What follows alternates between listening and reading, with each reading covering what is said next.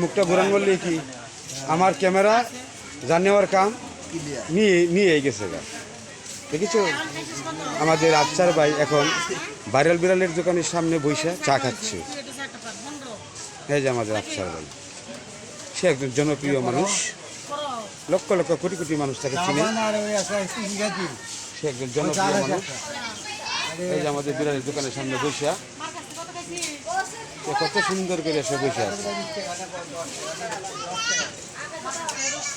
আমাদের রাস্তাঘাট একবারে ফাঁকা। বিড়ালের দোকানের সামনে আমাদের আফসার ভাই, সজ্জির আফসার ভাই, সে বসে চা খাচ্ছে। তার